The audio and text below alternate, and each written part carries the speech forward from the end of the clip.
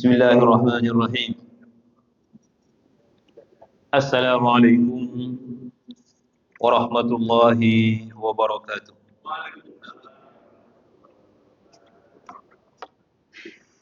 Innal hamdalillah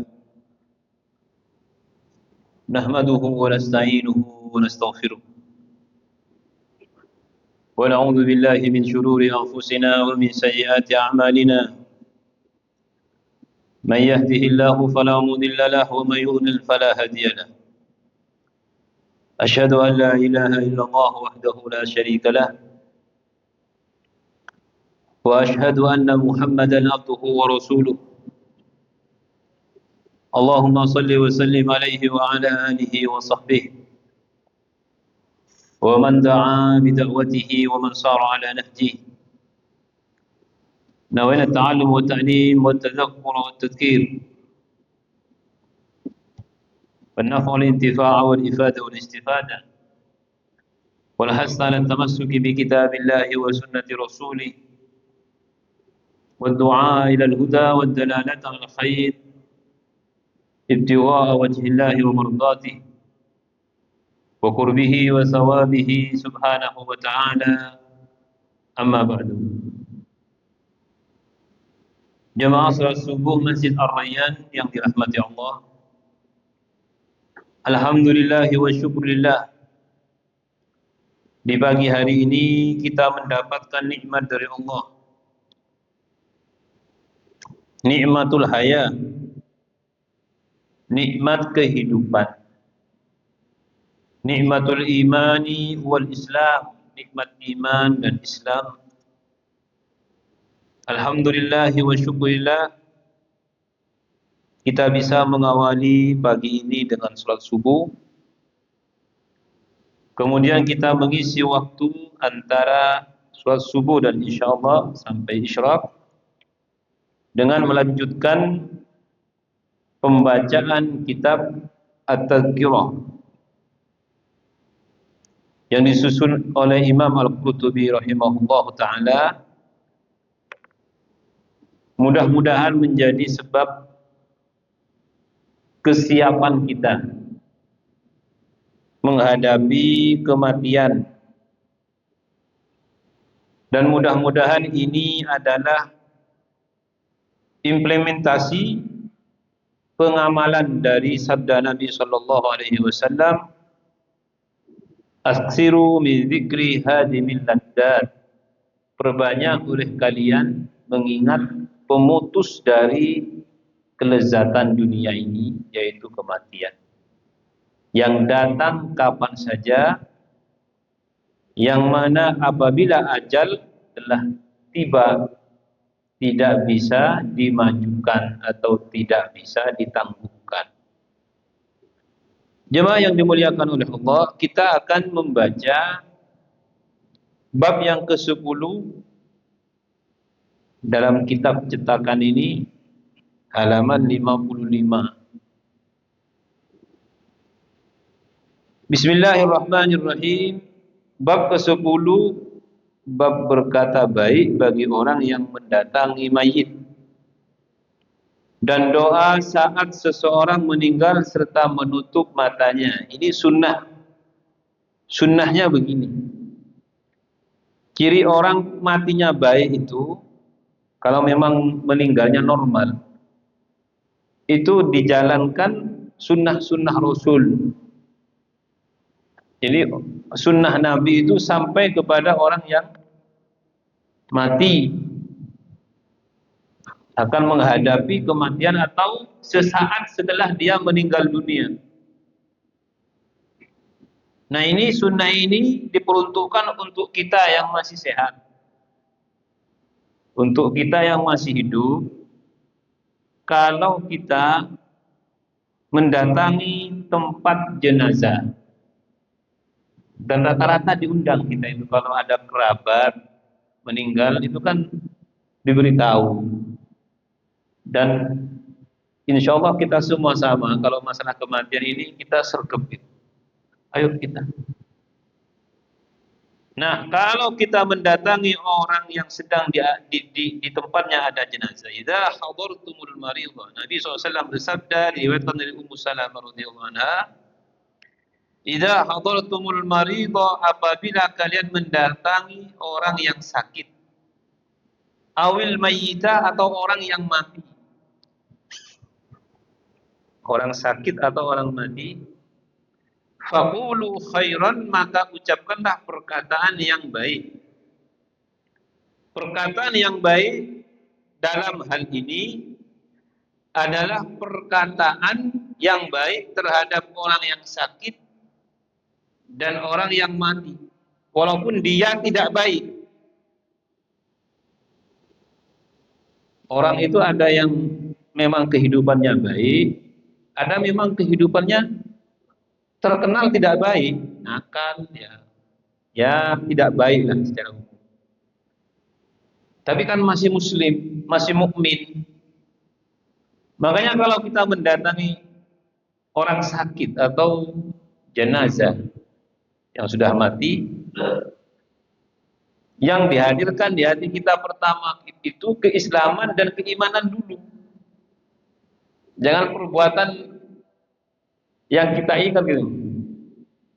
Suka minum-minuman, itu dikesampingkan dulu. Jadi hadirkan dalam hati kita bahwa ini adalah saudara saya, muslim, mukmin. Innamal mu'minuna ikhwah. Sesama orang beriman itu bersaudara. Ini hadirkan dulu.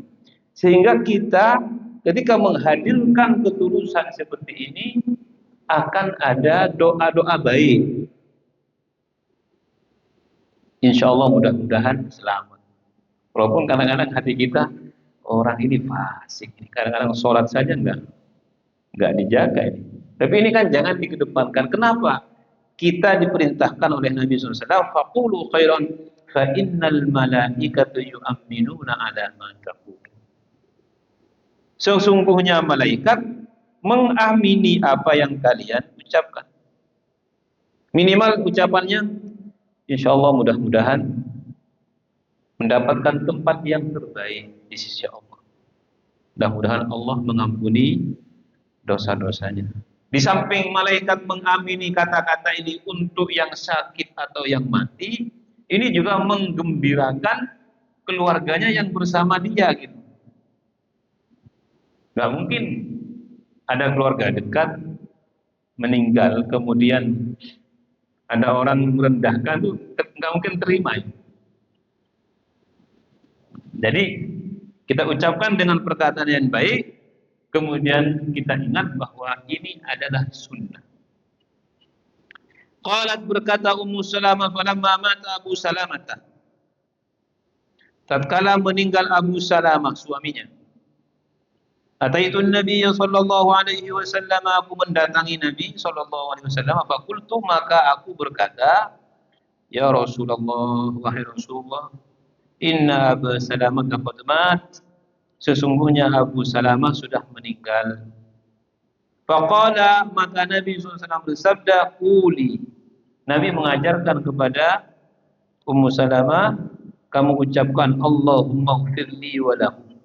Ya Allah, ampuni untukku dan dia. Wa aqibni minhu uqba hasanah.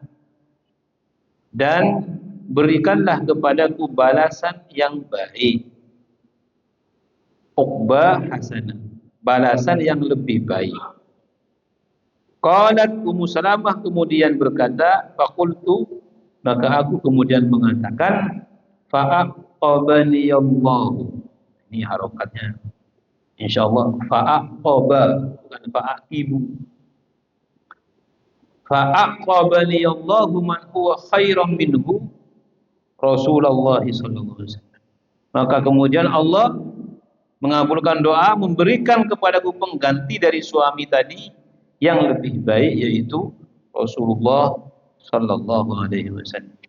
Dalam hadis lain, Nabi sallallahu alaihi wasallam mengajarkan doa kepada orang yang ditimpa musibah, baik kematian ataupun apapun bentuk musibahnya.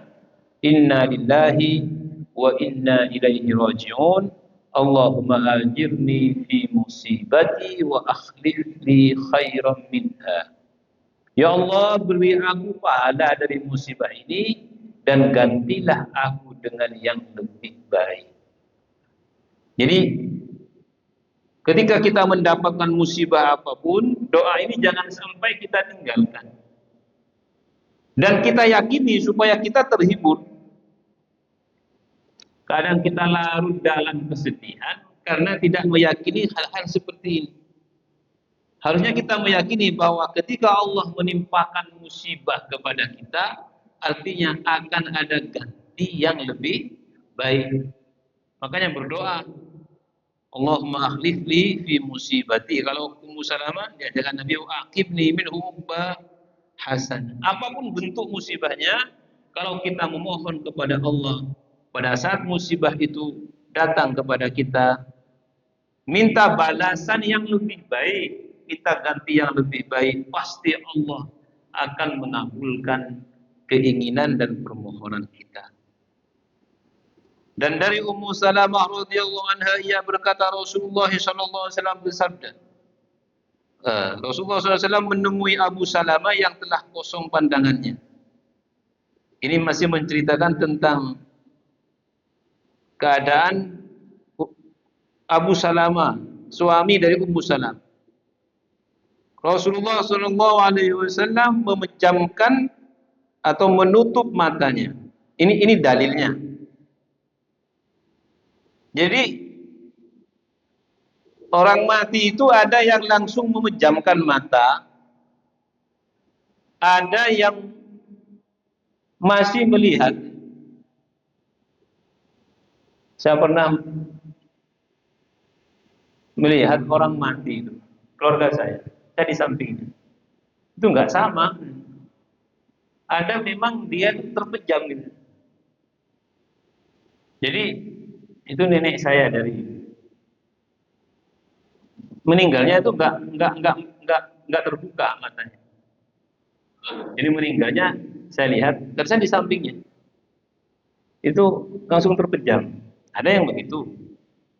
Tapi ada yang meninggal matanya melihat. Nah, dalam hadis ini Nabi SAW melihat pandangan kosong, berarti itu pandangan orang yang sudah mati, artinya jasad sudah tidak lagi ada ruh di dalamnya.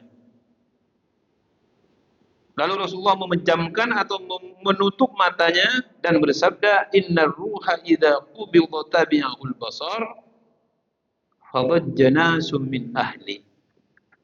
Inna ruha, sesungguhnya ruh, idza qubidha, apabila dicabut, tabi'ahul basar, maka akan diikuti oleh pandangan mata. Ruh itu ditarik dari kaki ke atas, ke atas, ke atas. Nah, ketika ruh ini keluar dari jasad, maka mata ini di akhir penglihatannya itu masih mampu melihat ruh yang keluar ini, mengikuti. Makanya kalau kita melihat orang yang mati matanya terbuka, itu ada dua, ada yang agak ke atas, ada yang ke depan. Nah, itu dalam hadis ini disebutkan, sesungguhnya orang yang mati itu pandangannya mengikuti arah ruhnya. Fadajjana min ahlihi, maka keluarganya menjadi gaduh karena takut. Faqala la tad'u ala anfusikum illa bi khairin fa innal malaikata yu'minuna ala ma taqulun. Janganlah kalian memohon berdoa atas diri kalian kecuali kebaikan, karena sesungguhnya para malaikat mengamini apa yang kalian ucapkan. Ini pada saat momen kematian itu hati-hati berbicara. Hati-hati berbicara. Karena malaikat mengamini. Maka perkataan kita upayakan adalah perkataan yang baik. Setelah Nabi SAW memejamkan mata Abu Salamah, tsumma qala, Beliau bersabda, Allahumma ighfir li Abi Salamah warfa' darajatahu fil mahdiyyin. Ya Allah, beri ampunan kepada Abu Salamah dan tinggikan derajatnya di kalangan orang-orang yang Engkau beri petunjuk. Wa khuluflu fi aqbihi aqibihi atau fi aqbihi fil ghabirin, dan ganti setelah kepergiannya di antara orang-orang yang masih tersisa. Waghfir lana wa lahu ya rabbal alamin, ampunilah kami dan dia wahai Rabb semesta alam.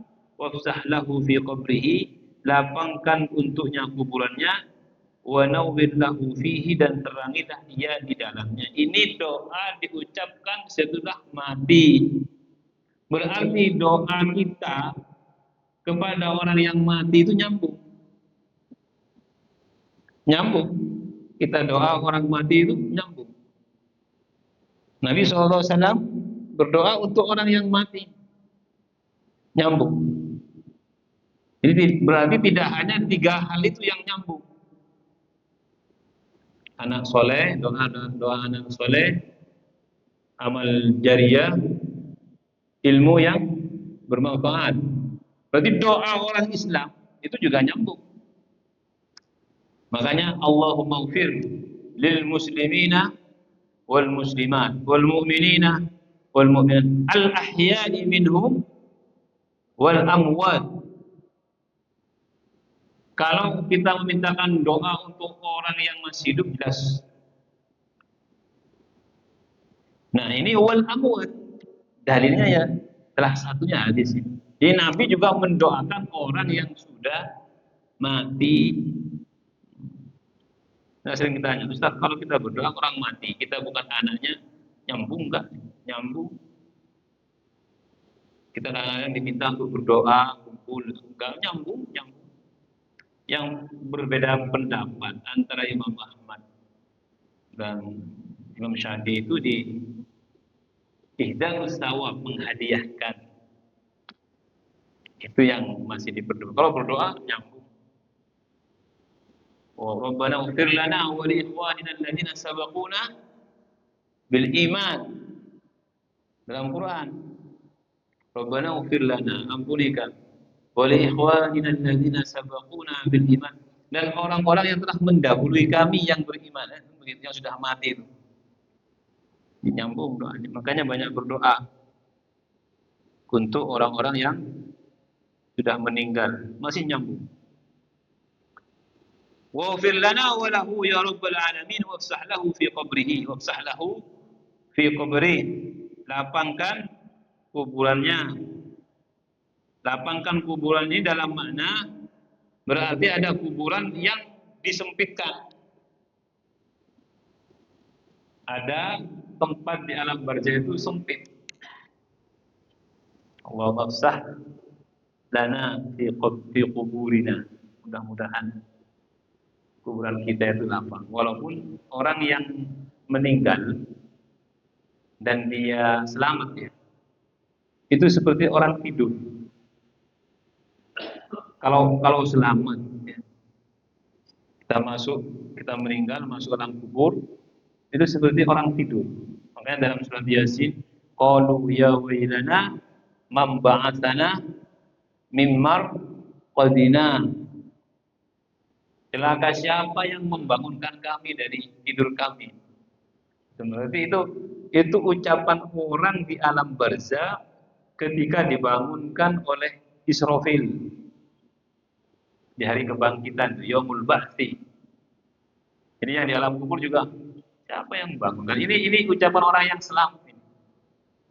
Jadi dalam riwayat lain, tidurlah kamu seperti tidurnya pengantin, senang bahagia. Alhamdulillah. Mudah-mudahan kita dijauhkan dari yang mendapatkan siksa kubur.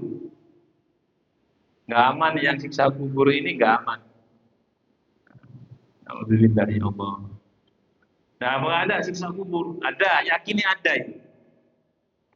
Saya membaca ada, masih ada perbedaan sertanya, enggak ada, siksa kubur itu ada. Kita harus sunnah mengatakan ada. Nabi jelas itu menancapkan 2 dahan ke tempat kuburan itu, jelas ini disiksa. karena tidak bersih ketika kencing, yang satunya disiksa karena suka memprovokasi. Namam, yang satu ini sebab namam, namimah itu dia di dunia itu suka memprovokasi.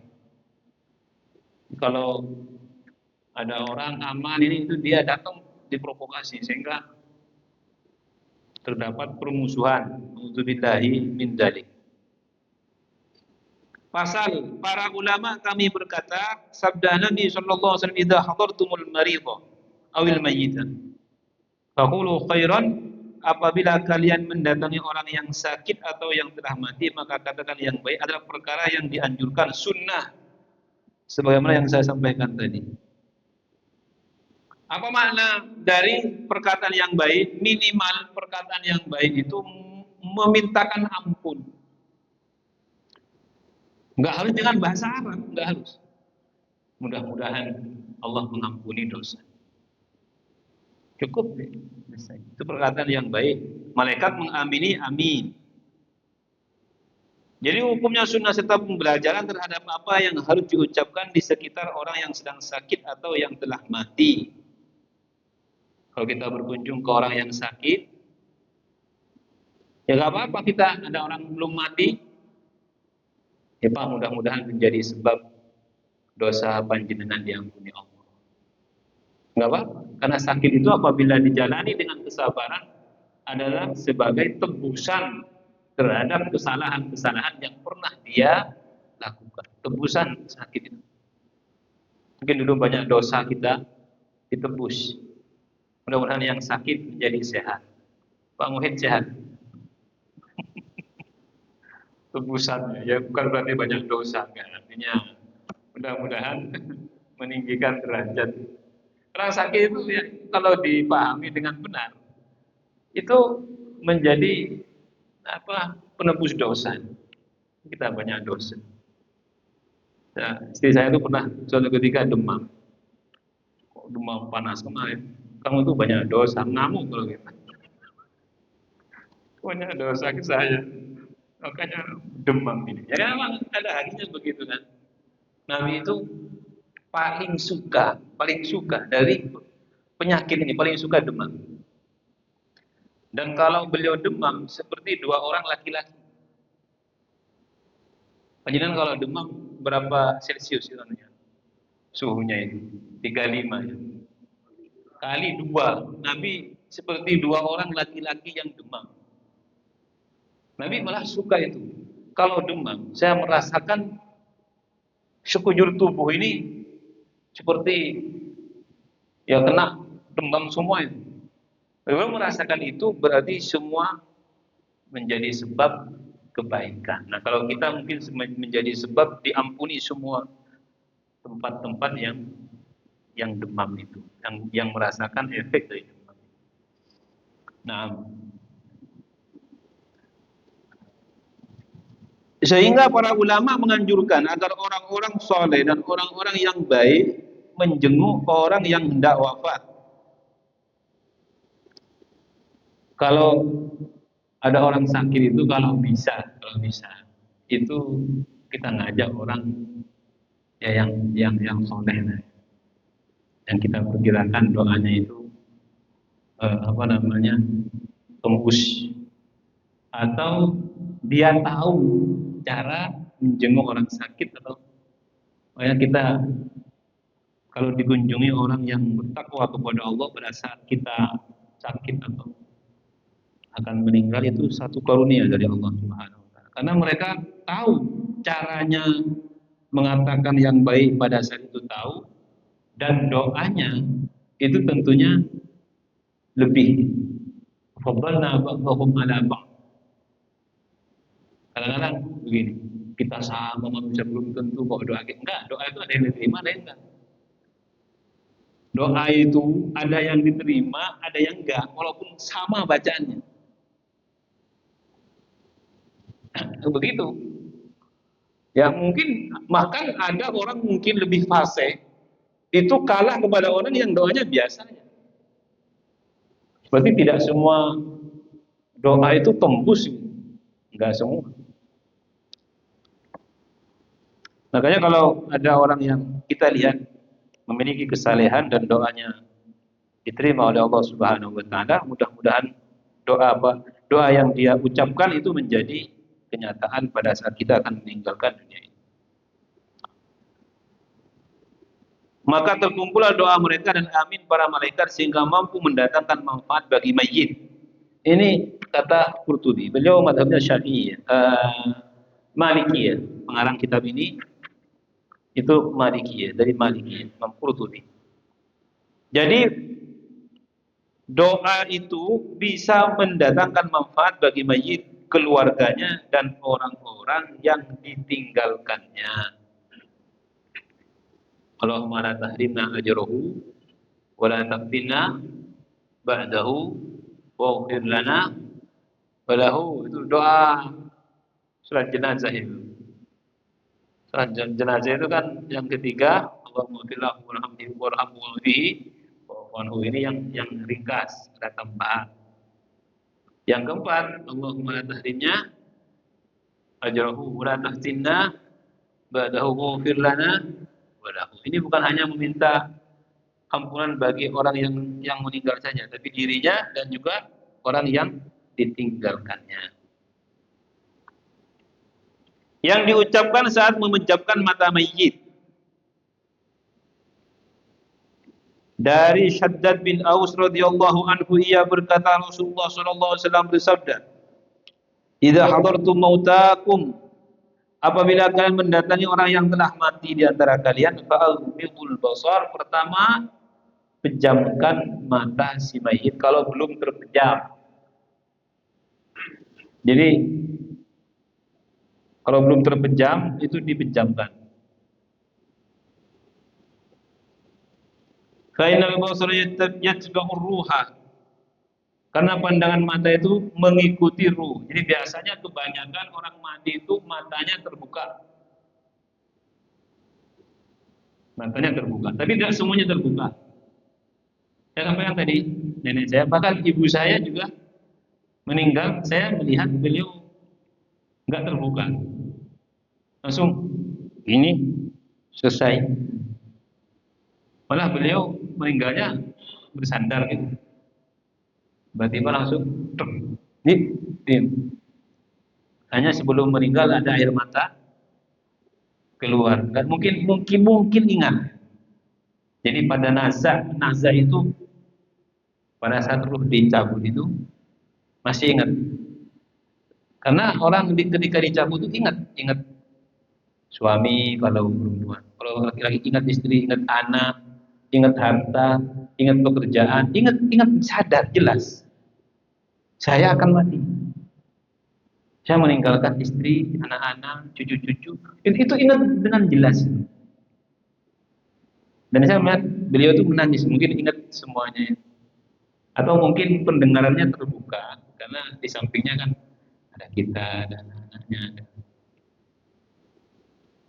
Berarti masih sadar betul, tapi mata sudah nggak bisa terbuka. Nah, jadi yang pertama, faghmidul basara fa innal basara yatba'ur ruha wa qulu khairan, dan berkatalah baik, fa innal malaikata tu'minu ala ma qala lil mayyiti. Perkataan yang baik karena sesungguhnya para malaikat mengamini perkataan orang yang berada di sekitarnya. Kadang-kadang ada keluarga nggak bisa nahan diri. Ini diperhatikan oleh yang masih normal ini. Oh, saya nggak mau, saya nggak mau. Oh, nggak mau. Ini bahaya ini. Kalau sampai kepada batasan naum, sebenarnya dia sama saja dengan menyiksa mayit itu. Naum. Naum itu niyahah. Itu satu keadaan yang dilarang dalam Islam. Hukumnya haram. Kecuali di luar kendali. Saya kemarin malam, mudah-mudahan selamanya oleh Allah dijadikan syahid. Di Sidoarjo itu ada bangunan roboh pesantren Al-Khazini. Saya lihat itu kan ditampung keluarga korban. Itu ada yang ibu-ibu masuk TV. Saya lihat di TV kemarin ini. Dia nggak pakai wudhu. Sebenarnya ini nggak boleh kan? Oh, anakku aku masih kemarin masih ini gini. Tapi saya lihat memang itu tidak disadari gitu. Ini mampu. Kalau tidak disadari dia tuh nggak sadar bahwa dia melakukan itu nggak sadar. Karena orang yang tidak sadar itu sudah mampu. Apakah masuk ke dalam niyaha? Kalau dalam pandangan kita secara itu niyaha. Kok terima sampai? Ya kalau yang nangis ini ya nggak apa-apa lah. Ya Allah, mudah-mudahan syahadah, mudah-mudahan kau menjadi ahli surga. Bagus itu, makbul itu. Dia mungkin dengan air mata yang begitu.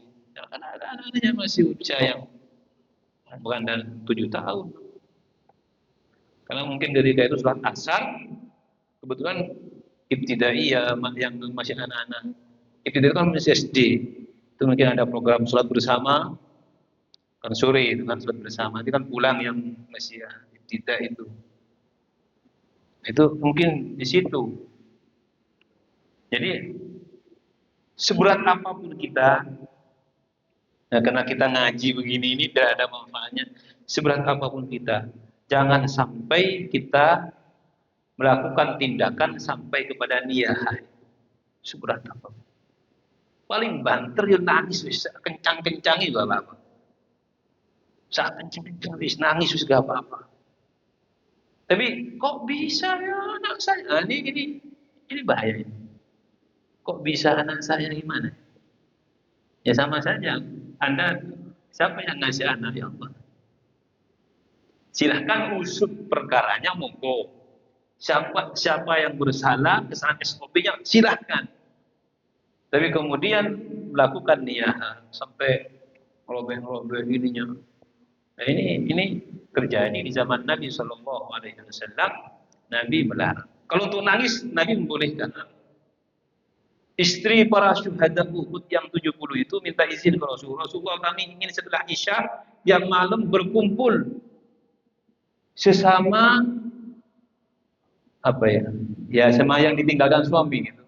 Untuk apa kata Nabi? Kita ingin nangis. Senasib. Oh nggak apa-apa, tapi harus balik lagi. Berarti Nabi kan membolehkan. Karena ada sebagian nggak boleh karena Nabi izin ke Nabi untuk apa? Untuk bersedih bersama. Selama tidak ada niat nggak apa-apa, monggo silakan nangis. Nangis. Tapi nanti balik lagi ke rumahnya. Jangan kumpul-kumpul terus untuk menangisi yang sudah tiada. Nah, memang berat Pak, memang nggak gampang memang, nggak gampang. Tapi upayakan kita, misalkan dalam keluarga ada yang masih awam, karena ada orang yang awam dia nggak mampu menahan. Karena kalau masih di dalam hati itu nggak dihitung. Mungkin di hati kita mendapatkan musibah, di hati kita begini, ya Allah, kok bisa ini terjadi pada saya? Nah, kan mesti di hati, tapi nggak diucapkan. Ini nggak apa-apa. Ini namanya sabar aja di situ. Paling banter nanti di lisannya, ya Allah. Padahal di hatinya, ya Allah kok bisa ini terjadi ini. Nah, ini yang paling baik. Dan saya melihat orang dengan begini ini ada. Saya melihat ini. Ada yang kena musibah, dia hanya Allah.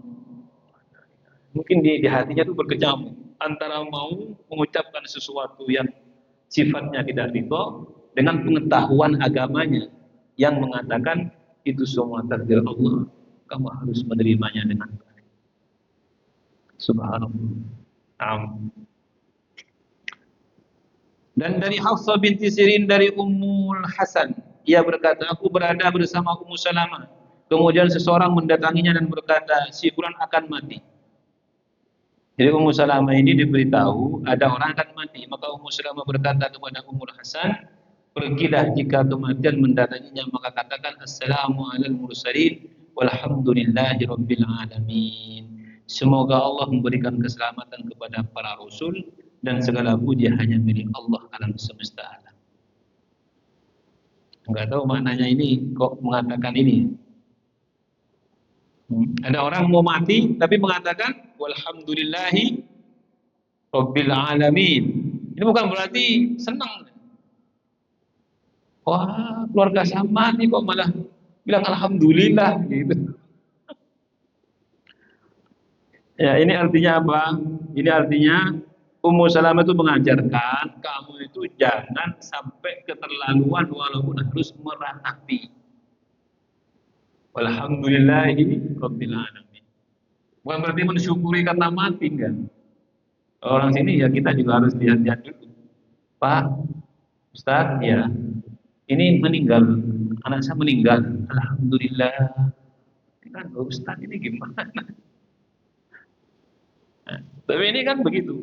Assalamualaikum walhamdulillahi rabbil alamin. Artinya walaupun ada kesedihan tapi hati ini tetap uh, bersyukur atas apa yang terjadi.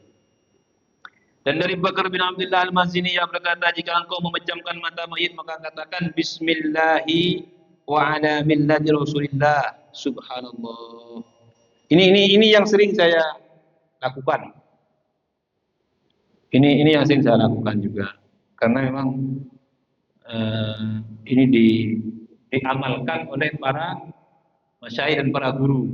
Jadi kalau mau memejamkan mata, Bismillah ala millati Rasulillah. Ini. Jadi pejamkan dengan mengucap. Kalau kita tidak hafal, tapi hafal nih, mau nyembelih juga kayak gini ya. Bismillah ala millati Rasulillah. Atau Bismillah saja. Kenapa kok ala millati Rasulillah? Bismillah ala millati Rasulillah kan diamini.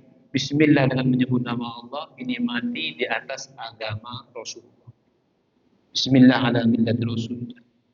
Matinya ini nih di atas agama Islam. Bismillah ala millati Rasulillah. Gampang. Ya kalau kita misalkan mau mati, nanti kalau saya matinya mata saya terbelalak, baca Bismillahirrahmanirrahim.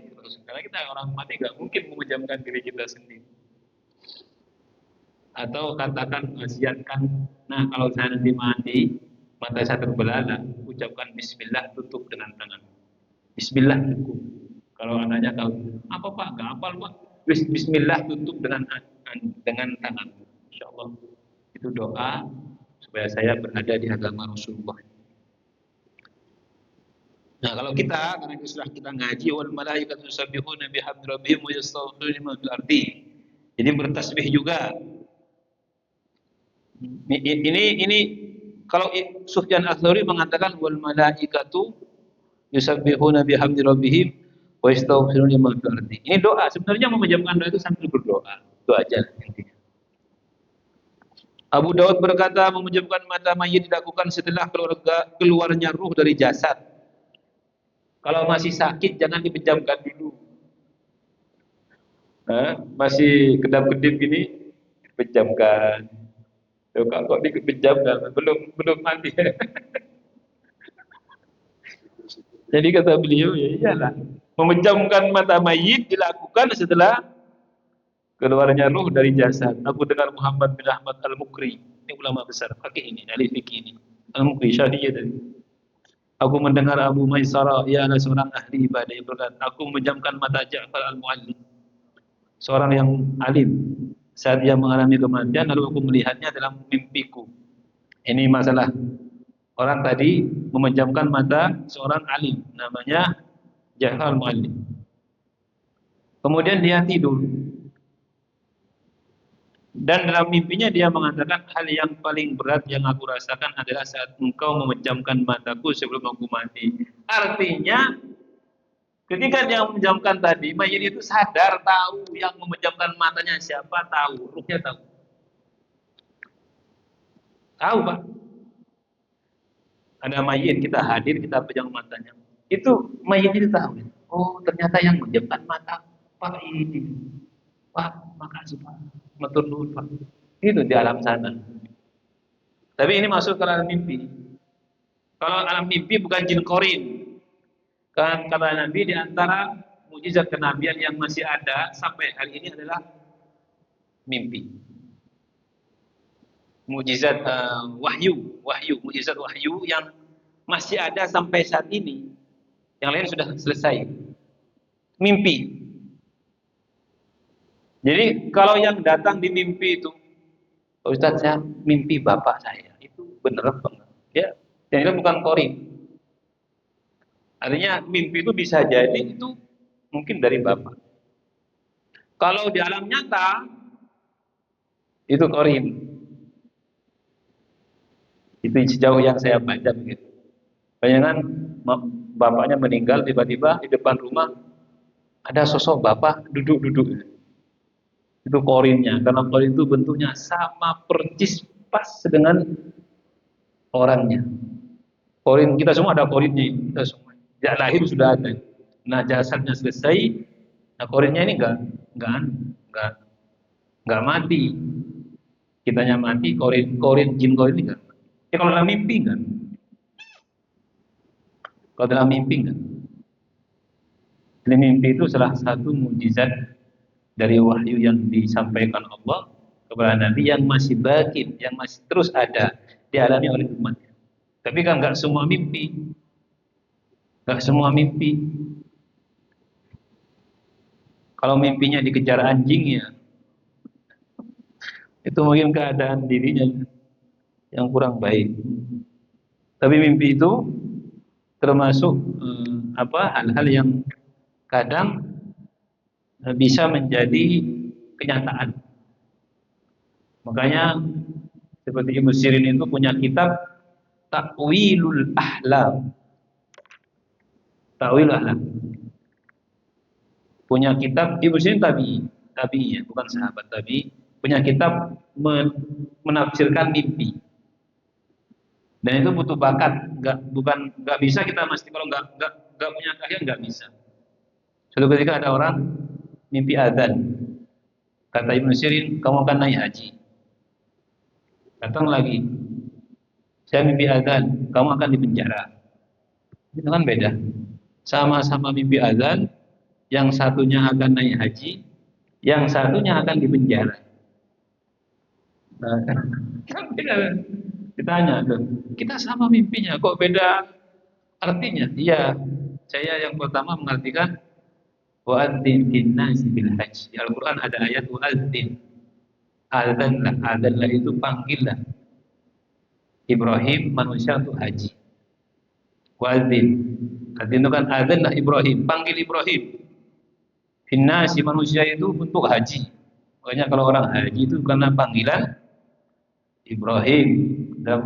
Dalam beberapa riwayat disebutkan kalau dia dipanggil jawab dua kali, dua kali. Kalau dipanggil jawab sekali ya sekali. Kalau nggak jawab dipanggil ya nggak haji. Itu tafsir ulama. Nah kedua, kenapa kok mimpi azab di penjara? Karena di surat Yusuf ada di surat Yusuf. Ya, Ibnu Sina Al-Quran semua ada. Mentakwilkan itu dari Al-Quran. Ada firman Allah wa adzana muadzinun ayyatuhal 'iyad. Dan azanlah muadzin adalah memanggillah orang yang memanggil wahai rombongan saudara Yusuf Benyamin kembali karena Mesir kehilangan piala. Ada yang mencuri kalian. Siapa? Enggak ada kata Yahuda. Enggak, mesti ada. Padahal yang meletakkan Yusuf supaya adiknya bisa dipenjara bersama dia. Ternyata ada di tempat Bunyamin. Nah ini Bunyamin yang bawa. Berarti Bunyamin harus di Mesir, kalian pulang. Karena dia aku pulang. Untuk Bunyamin harus di Mesir. Kenapa? Karena dia membawa piala tadi. Harusnya dia enggak ada di tempat tasnya dia, di tasnya dia. Balik dia, di penjara dia. Tapi di penjara dalam arti supaya dia bisa bertemu dengan Yusuf. Yang kedua kata Ibnu Sirin, saya menampilkan Anda mimpi adzan, yaitu Anda akan di penjara nanti. Di penjara benar. Subhanallah. Mudah-mudahan kita oleh Allah Subhanahu wa taala diberi keyakinan yang baik, kematian yang baik. Saya kadang-kadang berkaitan dengan mimpi tadi, bukan sekali dua kali ya. Ada orang bertanya, Ustaz saya mimpi oleh bapak saya dipanggil. Itu katanya saya diajak mati. Wallahu a'lam. Apakah diajak mati atau Iya, katanya kalau dipanggil orang tua dalam mimpi, kita mau itu katanya mati. Saya nggak bisa memastikan, karena kalau mati itu waktunya ya mau dipanggil, nggak dipanggil. Ternyata masih hidup, berarti kan nggak. Nah, mentakwil mimpi juga hati-hati. Khususnya ustaz-ustaz yang sering ditanyain. Karena orang berdaya kan sudah mungkin kita kira tahu kan. Dia bilang, saya nggak tahu masalah itu. Ini orang, oh dipanggil bapak, iya. Anda banyak beribadah, sudah dekat ajalnya. Jadi mimpi itu kadang benar, kadang enggak. Tapi orang yang mampu mentakwil, saya punya guru namanya, dulu dia dosen saya, Profesor Dr. Abdul Wahab Silkhan dari Sudan. Dia itu bapaknya ahli takwil mimpi, bapak aslinya ini. Tapi dianya, walaupun dia anak yang paling mewarisi, nggak bisa. Jadi bakat itu nggak turun ke anak. Gitu. Dia bilang, bapak saya bisa mentakwil mimpi. Ini begini, ini akan ini bisa. Saya malah nggak bisa. Subhanakallahumma wa bihamdika asyhadu an la ilaha illa anta astaghfiruka wa atubu ilaik.